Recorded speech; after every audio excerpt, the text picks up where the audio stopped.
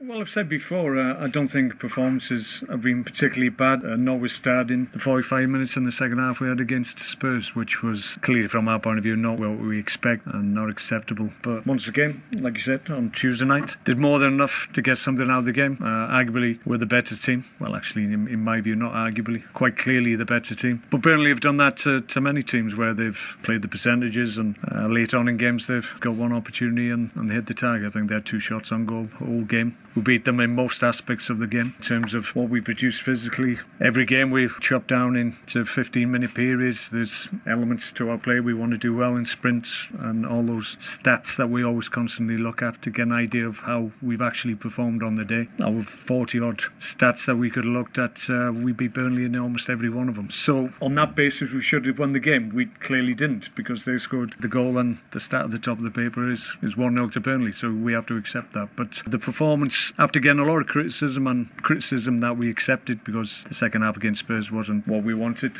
we took that on the chin, took it on board and put in a really good performance in the following game, and that's what I wanted. That was the response, and I was delighted with the performance, albeit we didn't get the result.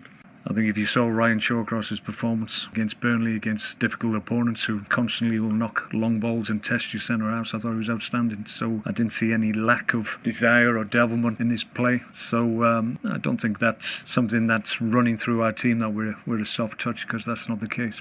What we found it more difficult to do is obviously keep clean sheets, and that's what you judge by if you're a defender, so you have to accept that. But it's a collective thing, and it's not only down to defenders, it's midfield players, it's front men making it difficult for balls to be played forward, and I thought we were good in that regard against Burnley. We need more of the same at the weekend. I think our fans will accept defeats up to a point if they see performances of commitment and real desire and working hard for the shirt, and that's what they saw on Tuesday. We need more of the same.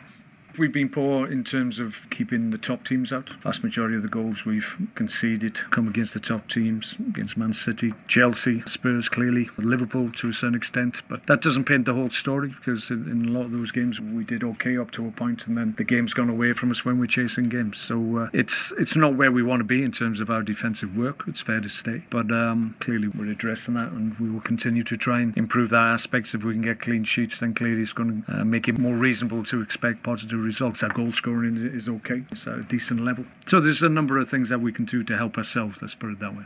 The owners are fans, and I've said that the fans here are fantastic, have been ever since I've been here, and all they demand is that they see players working hard for the shirt and giving everything, and the owners are fans. They're the biggest fans if you judge by the commitment and what they've done financially for the club. So that's what they want. So if they see a committed performance, they see players working hard and running as much as they possibly can in a game, which is what they saw on Tuesday night, then they'll be happy, because they know if you work that hard over a period, then you will get results. It's a given.